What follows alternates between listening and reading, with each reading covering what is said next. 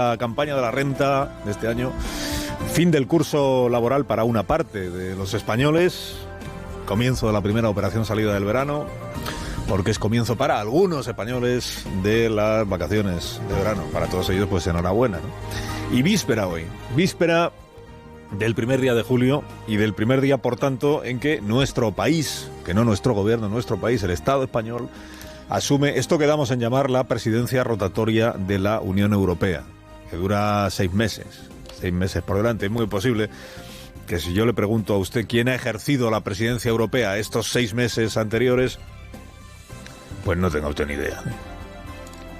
Pero no se apure, porque a 9 de cada 10 comentaristas políticos nos pasa exactamente lo mismo. ¿Qué país ha ejercido la presidencia europea hasta el día de hoy? Pista. Es el país que siempre gana Eurovisión. Es Suecia, los suecos. Es posible que tampoco recuerde usted cuál fue la última vez que España presidió la Unión Europea. Creo que fue gobernando Rodríguez Zapatero en el 2010, pero tampoco me haga usted mucho caso porque igual...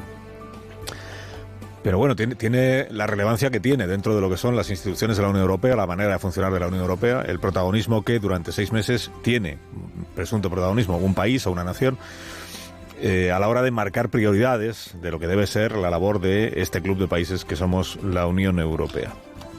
El presidente de turno de la Unión, por tanto, va a ser, por llamarlo así, presidente de turno, creo que el cargo como tal no existe, pero bueno, es el presidente del gobierno, el presidente Pedro Sánchez, que es verdad que antes del arrebato convocante que le llevó hace un mes a fijar las elecciones generales para el 23 de julio, atribuía a esta presidencia de turno de la Unión Europea la máxima relevancia, tanto como para usarla como argumento de lo conveniente que era dejar las elecciones para final de año, para no interferir en la presidencia en el semestre europeo. Bueno, al final sabemos que lo que va a pasar con el semestre es que lo inicia Pedro Sánchez como presidente y dependerá de lo que vote el personal español el 23 de julio, pues lo terminará también él como presidente o lo terminará ya el señor Núñez Feijóo. A saber, dependerá de cómo quede el nuevo Parlamento. ¿Para qué sirve presidir la Unión Europea durante 6 meses? Se lo pregunté en este programa al señor Borrell hace 2 semanas. Mira, la Unión Europea es un extraño animal y aunque hay una presidencia permanente del Consejo, cada 6 meses hay un país que desde el Consejo dice por dónde deberían ir las cosas. Esta es la idea, ¿no? ¿Por dónde deberían ir las cosas? ¿Cuáles deben ser las prioridades, los objetivos? No digamos que el país que preside la Unión Europea se supone o se entiende que marca la impronta de cada semestre. Fija objetivos, coordina las instituciones. Bueno, pues el presidente Sánchez ha elegido estrenar nuestro semestre europeo, y estrenarse, por tanto, viajando a Ucrania para reafirmar allí mañana el pleno apoyo de la Unión Europea al pueblo ucraniano en su resistencia frente a la invasión rusa. Y el pleno apoyo al presidente Zelensky en su resistencia frente al ataque ruso. Y es una buena elección la que ha hecho Pedro Sánchez, porque el gesto es el mensaje.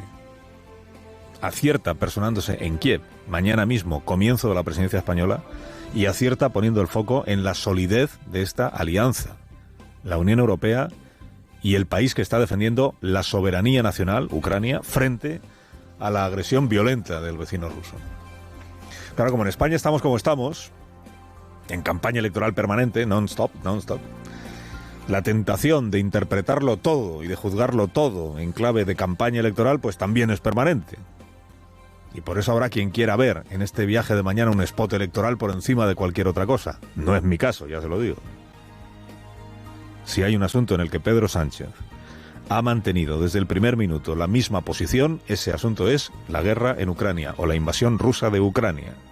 Ha condenado la invasión, ha responsabilizado de ella a quien es el único responsable, que es Vladimir Putin, ha desechado las equidistancias que cultivan algunos de sus socios. Esto de tan responsable es Putin como la OTAN. De mensaje tan del gusto de Podemos y del embajador que ha fichado Yolanda Díaz para su candidatura de Madrid. Y ha repetido el presidente en Bruselas, en Nueva York, en China, que lo primero que tiene que ocurrir para que la paz se abra camino es que Putin se vuelva por donde entró. Retire de Ucrania a sus soldados, que deje de bombardear a los ucranianos. Y luego ya se habla de la paz y de las condiciones, de la convivencia de los dos vecinos y lo que usted quiera. Pero lo primero es lo primero. Que es que Putin, que es el que inició la invasión y el que la mantiene, renuncia a ella. Puede que sea el único asunto en el que Pedro Sánchez no ha cambiado de posición, es verdad, pero razón de más para celebrar la coherencia del presidente en esta materia. Sabiendo además que si el 23 de julio los votantes en España decidieran jubilar a Sánchez y poner a Feijóo en el Palacio de la Moncloa, la posición española respecto de esta cuestión seguiría siendo exactamente la misma. El compromiso con Ucrania seguiría vigente y el liderazgo en ese compromiso desde la presidencia de turno de la Unión Europea también seguiría vigente. Puede que Feijóo y Sánchez hayan hablado poco entre ellos, puede que incluso no hayan hablado nunca de verdad entre ellos, pero sobre el semestre europeo digo, pero en la guerra de Ucrania, en lo que se refiere a la crisis ucraniana, hablando o sin hablar, en este asunto sí, Sánchez y Feijóo están de acuerdo en todo. En mantener la legislación laboral tal como está en este momento también están de acuerdo Sánchez y Núñez Feijóo. Mira tú por dónde, ¿eh? Al final va a haber coincidencias. Hace 24 días, en este programa, hace ya 24 días, Alberto Núñez Feijóo adelantó que entre las leyes que pensaba derogar no estaba la reforma laboral, que es la legislación laboral que entró en vigor en España hace 1 año y medio. Ajustes quizás sí, dijo, algún ajuste igual habrá que hacer, o intentaría hacer, pero derogar la reforma laboral, no. La reforma laboral es la reforma del Partido Popular con una serie de modificaciones. Hay algunas modificaciones que creo que van en contra de los trabajadores. Buena parte de la reforma laboral de Rajoy está en pleno vigor con este gobierno y con estos sindicatos. ¿Esto significa que cualquier cambio que usted introduzca en la legislación laboral que ahora mismo está en vigor será pactado con la patronal y con los sindicatos? Cualquier cambio será dialogado, comentado y, si es posible, pactado. 6 de junio. La noticia sobre la no derogación de la reforma laboral si gobierna Feijóo se produjo ese día, 6 de junio, y se produjo aquí, en este programa. Ayer en Bruselas, lo que hizo el señor Núñez Feijóo fue dar un paso más, y donde aquí había dicho que quizá impulsaría algunos ajustes que intentaría pactar con patronal y sindicatos, ayer ya lo que dijo es que, salvo que patronal y sindicatos le sugieran o le inviten a hacer determinados ajustes, no hay ajuste alguno ya que hacer. Ayer lo que dijo expresamente es que la reforma laboral es sustancialmente buena. Entiendo que esa reforma sustancialmente es una buena reforma, y si los sindicatos y la patronal entienden que la reforma debe de mantenerse intacta, no formará parte de mis prioridades el modificarla. Traducido, que la legislación laboral, si gobierna el señor Núñez Feijóo, se quedará como está, tal como le han pedido la COE y los sindicatos, que además se lo han pedido con un argumento poderoso para ambas partes, que es esta legislación fue bendecida por patronal y sindicatos.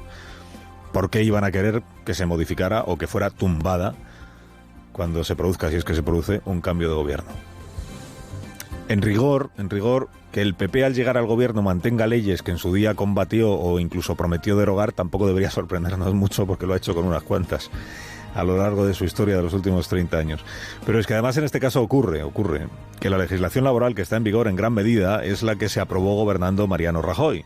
Este fue el debate que se produjo, acuérdese usted, cuando Sánchez y Yolanda Díaz presentaron su reforma laboral. El debate fue que en realidad no era una derogación íntegra de la reforma anterior, en contra, por tanto, de lo que habían prometido. No había derogación íntegra, había lo que ahora llamamos algunos ajustes, algunas modificaciones. Dentro del PP hubo quien aconsejó a Pablo Casado que en lugar de oponerse frontalmente a la reforma laboral, se abstuviera a su grupo en el Parlamento y se reivindicara como el PP, como el autor de la mayor parte de la legislación laboral que seguía estando en vigor, y que reivindicara el trabajo de Fátima Báñez, que fue ministra de Trabajo en el año 2012, era ministra de Trabajo en el año 2012, que fue la autora de la reforma laboral anterior, y que ahora está, digamos, en el núcleo de confianza del señor Núñez Feijóo. Bueno, aquel consejo de, en lugar de oponerte vehementemente a la reforma laboral, sale a decir que en buena medida es la que hicimos nosotros, y en lugar de voto en contra, pues no fue atendido ese consejo por Pablo Casado. Esquerra Republicana votó en contra, igual que el PP, acuérdese.